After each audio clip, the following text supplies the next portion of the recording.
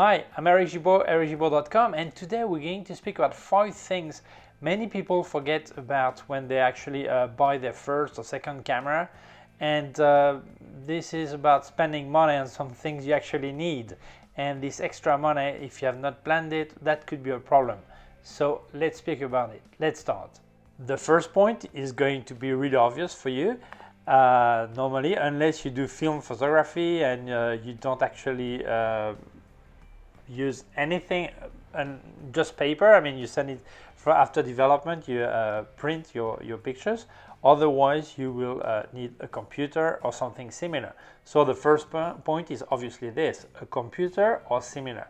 So a computer, it can be a standalone, it can be actually a notebook, it can be that two kind of things, but you have to take into account that if it's a standalone, you will probably need some specific dedicated space at home or at your office or wherever, and maybe it's not possible. So a notebook very often is easier. For me, I use a MacBook Pro, and for me it's really handy. I can do it anywhere, at home or anywhere I want. I have to take into account that depending on the light, the ambient light, colors or contrast may change, so I have to take care with that, but that's not really a problem. You get used to it. But this is really a good option. And there are some people that use tablet. So about 2 weeks ago, I thought it was a bit crazy to edit a picture on a tablet. I thought it was not really serious or not really possible. Serious, not really, but possible. And then I've got some friends who are editing on tablet. I thought, well, maybe it's possible. And then my webcam on my MacBook Pro failed, so it has to go to repair. So my computer is away for 2 weeks, and I cannot be 2 weeks without any computer. So I bought an iPad Pro, and I'm really surprised what you can do with that. It's really powerful, but I'm not telling that you need an iPad Pro to do photo editing. Actually, you can use other tablets, Android tablet or whatever, or even a lower level iPad. So it is possible. And then there are some people who actually use a smartphone. So they're not actually making the picture with a smartphone. What they do, they use their camera to make the picture, but then they use Wi-Fi and pass it onto their smartphone, and then they edit from there. Or they don't have the budget to buy a computer or a tablet and they already have a smartphone, or they're traveling and they don't have a portable computer, a notebook or a tablet, and they want to edit already, so just send to the smartphone and actually edit there. So it is possible actually to use a smartphone. So you will need something, whether it's a computer, whether it's a tablet, whether it's a smartphone, but we are in digital photography and you will need one of these. When we speak about computers, it's always the same word, Windows or Mac, and obviously Linux also. I don't want to offend anyone, Linux, but it's more for servers. I use a Linux server for internet computing and services I have. But actually, Windows or Mac, what is best? Well, whatever. I'm not going to get into this absurd debate. Some people will prefer Mac and some people will prefer Windows. Some will say that with the price of a Mac you get 10 Windows computer, but I think this is nonsense. I think you have to think about the budget you have, the money you can spend, and also what kind of software you want to use, because there are some software that runs only on Mac, some software that runs only on Windows. Most of the time it exists version for both systems, but this is something you should take into account. But only you can decide this. I cannot do it for you, okay? And then when we speak about tablets, we get back to the same debate. Android tablet, iPad, or also Surface by Microsoft, I think. So I think this is a bit easier. Honestly, some people will shoot at me thinking I'm a fanboy, but no, really, I think iPad tablets are better for that. I've used Samsung also, and I was really disappointed. I actually eventually broke, but I was not convinced with what my Samsung was doing. But with the iPad, I really see some results. There is a great iPad, which is the standard one, the 10.2, that just been updated yesterday or the day before yesterday. And this is great because price is really reasonable. power is enough, and it also supports the Apple Pen, this one, so pen like this, so you can draw all this and edit with the pen, so it's really good. And price is really reasonable, and you can now, well, you could already, but there is an adapter. So although it has a lighting port, you can actually connect external hard drive, but you need to have a special adapter that you actually get power to it to be able to feed with electricity the external hard drive. But that would work, okay, because the memory space is also maximum 128 gigabytes, which is a bit just maybe. But I think this, if you want an iPad, I think this is a good option if you are on a tight budget, okay? Otherwise, you have the iPad Air that's also been updated, or you have the iPad Pro. When we speak about smartphone, same debate, iPhone or Android. I'm not going to get into this debate either. What you must think about is what apps are available and what you're interested in. But I think maybe it's easier to choose, because most people who want to use a smartphone to edit the picture is because or they're traveling and they have a good computer, already a computer at home, and they just want that while traveling, or they don't have budget for that and they're going to use what they already have. So you will probably use the smartphone you already have. So it's not a time to decide what to buy, because you're going to use what you have, and that's it. The second thing you're going to need are apps, software. Well, we don't know what to say anymore, because we used to say software, programs, and now we say apps, so whatever, okay. So many people tell me, yeah, but I cannot afford to pay for Adobe, or I cannot pay for Photoshop or whatever.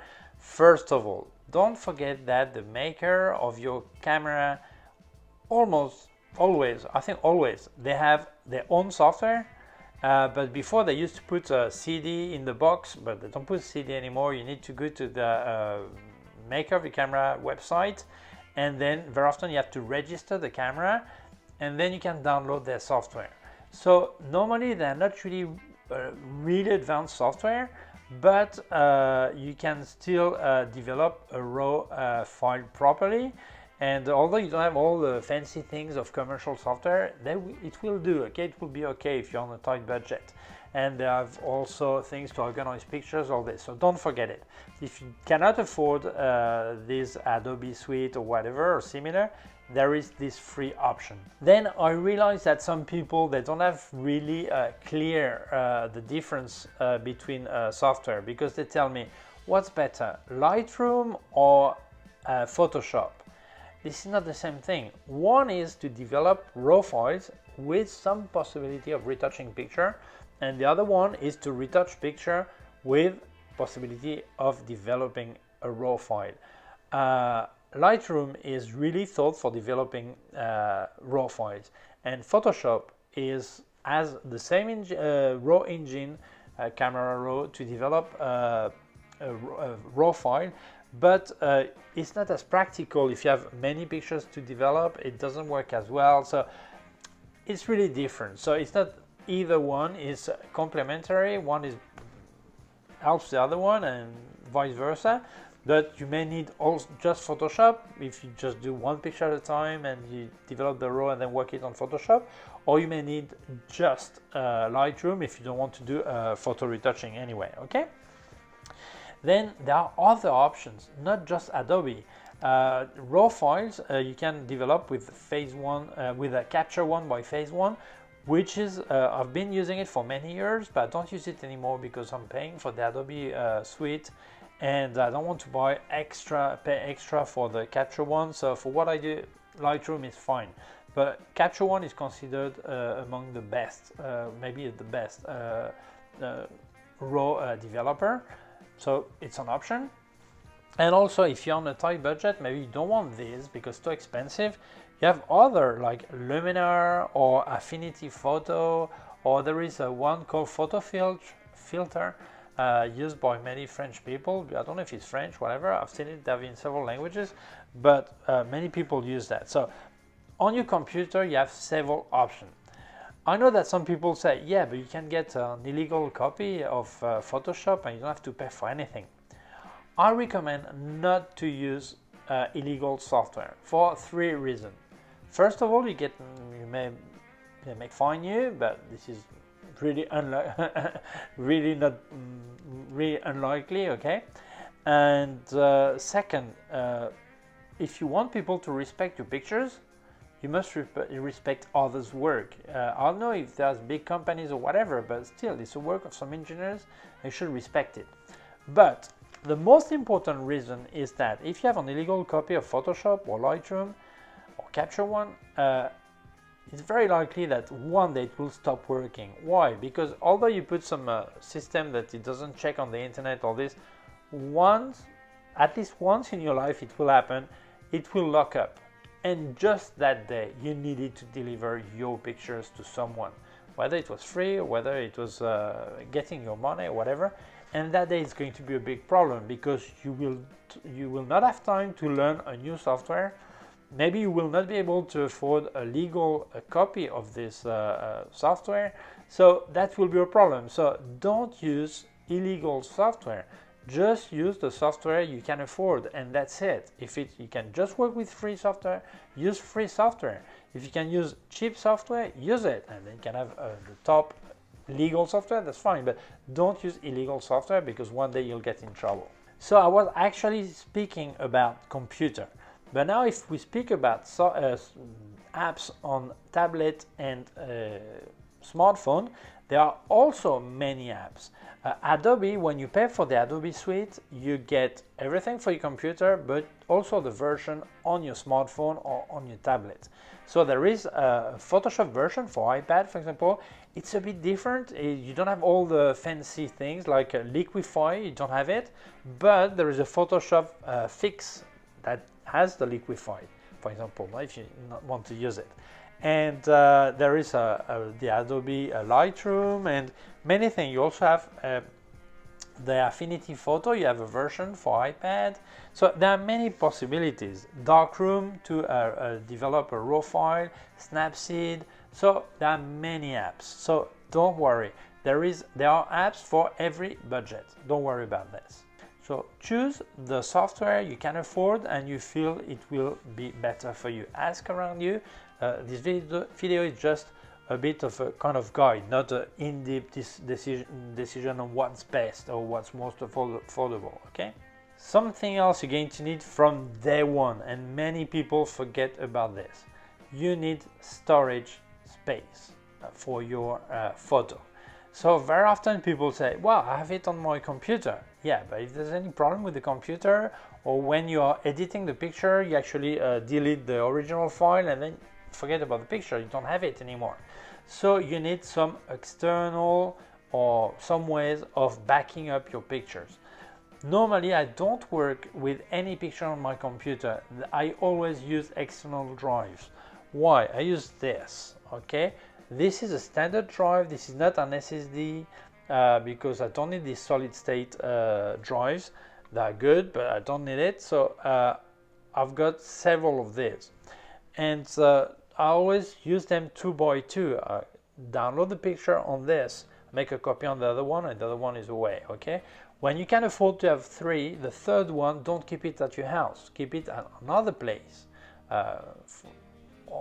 Obviously, if you make pictures every day, it's hard to update it every day, but maybe once a week you go, you get it, you upload, you put your picture on this third disk, then you put it back at a friend's house or family house or whatever.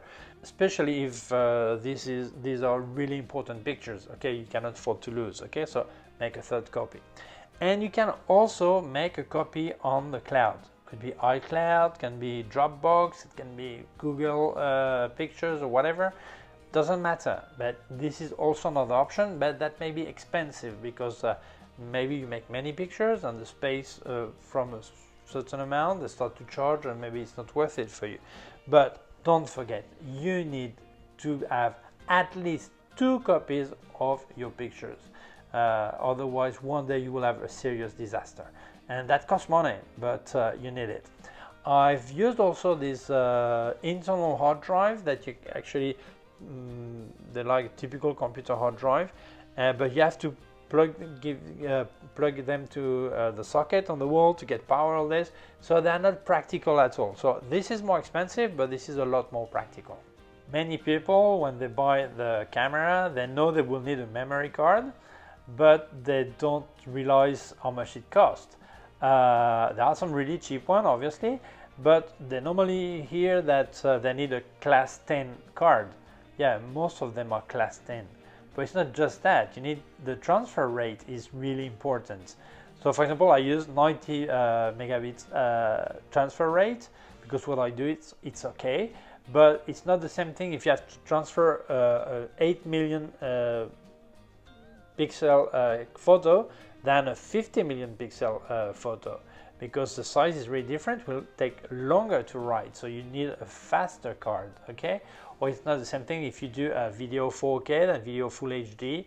So at the bigger the file, the faster you need your card. So this is really important, and many people forget about this. I use 90 megabits, but some people need faster, or some other people slower would be fine. So try to look at your camera manual, and it will tell you the transfer rate you need, so then you can decide. And second, there are many brands, but I've tried many, and the only one I trust are Lexar and SanDisk. I know there is Transcend and other brand, but I trust only this one because they never failed with me, SanDisk and Lexar. And then another tip that actually said in the tip of the month one day, I can't remember which month, if you are doing video, yes, you need a large card, okay, to record continuously. But otherwise, if you're mainly doing photography, don't buy the largest card. Don't buy the highest capacity. Don't buy 60 gigabyte when it would be probably better to have 4 cards of 16 gigabyte or 2 cards of 32. Why? Because if you lose this card, you're left with no cards and you've lost every picture. Or if the card gets corrupted, you lose everything. So imagine you're traveling and you have all your 3 weeks travel on a 164 gigabyte card, and then it fails, you lose everything. If you have 4 16 gigabyte card, then you will lose part of it, but not every picture. So don't get the highest capacity when you don't need it. And finally, you're going to need something to transport or protect your camera, whether a small bag or backpack or whatever. Don't buy it too small, because if next month you buy an extra lens or flash unit, whatever, it won't fit. Don't buy it too large because everything will be floating in there. So, but you do need a bag to protect by if there's anything that hits the bag or the camera, you need to have it protected from the dust, from the rain or whatever. Then very often when you get to a shop to buy your camera, they try to sell you a filter to protect the lens, they say. I'm not going to get into the debate if it protects or does not protect or whatever.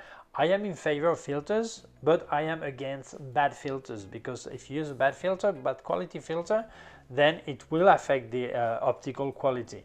So if you're going to put a filter, I'm sorry, but it costs some money to get a proper quality sky or UV filter. It costs some money.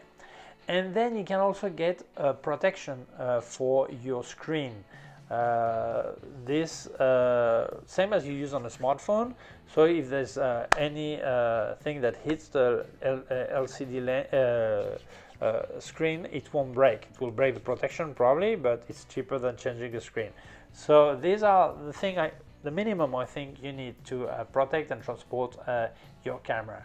Well, that's it. I think there are probably more things we could add, but I think these are the main 5 elements that very often people forget. And when they buy their first or second camera, they don't, or mainly first, they don't realize they will have to spend money on that.